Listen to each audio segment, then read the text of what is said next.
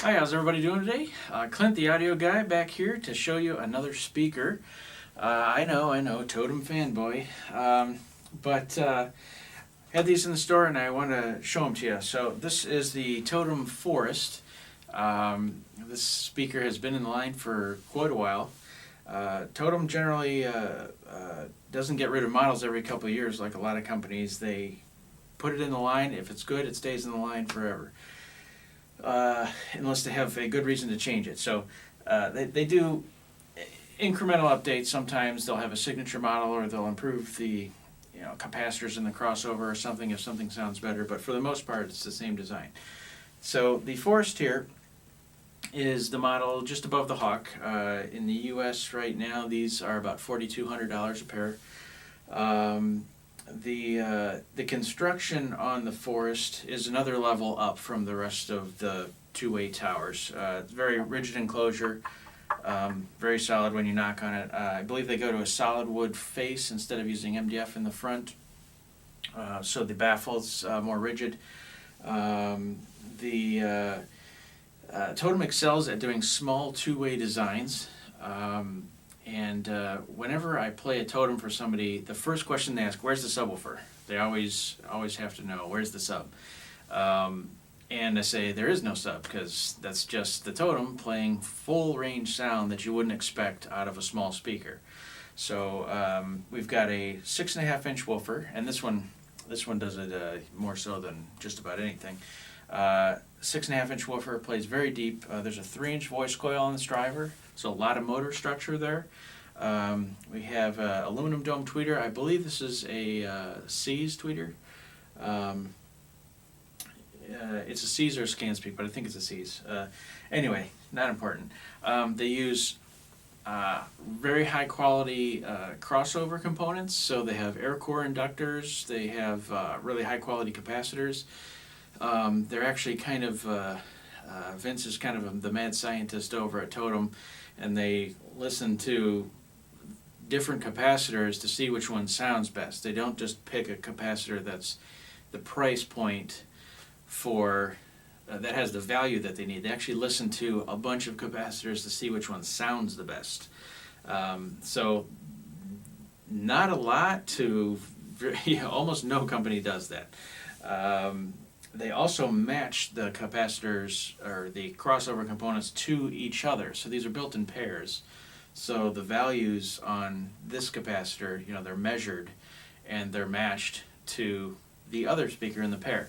Now, in the case of the Forest Signature, they move the decimal point and they match them 10 times closer, essentially. So the Signature model gets a special finish. It gets the adjustable foot that leans the tower back to better time align the drivers, and it gets crossover components that are just taken to the next level or several levels up.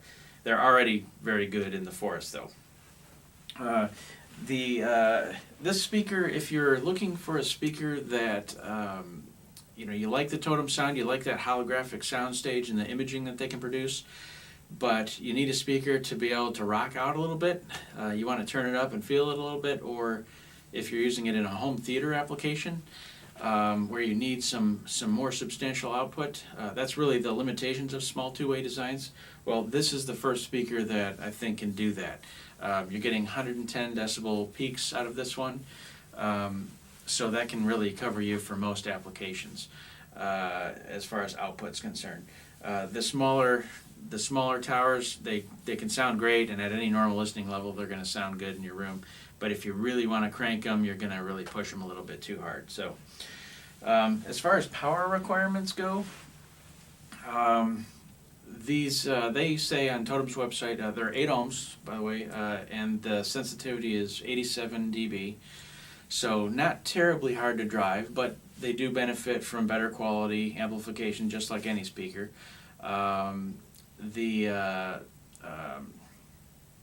So I can say they recommend on Totem's site between 50 and 200 watts. I'm a more power kind of guy, so 200 watts can sound great. Actually, this Macintosh receiver sounds really good on them. This is the new, I'll show you this in another video, but this is the new MAC 7200. It's got a 200 watts per channel. Sounds fantastic on these. It's a very high current design. So really, I would say shoot for more than 100 watts per channel. They say 50 to 100, but 100 watts per channel if you got a tube amp, and more than that if you're going solid state, unless you have a Macintosh amp or something really high current like that. The Forest comes with what Totem calls their claw feet. These are machined out of aluminum, and they have a little divot in the bottom that fits this ball bearing to decouple them from the floor. But it's pretty cool little foot system they got.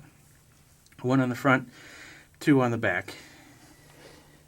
On the back, Totem's using the WBT Gold binding posts. It's a very high-end binding post. Probably the best binding post manufacturer in the world. Totem uses them on several of their designs, but the Forest gets the gold ones.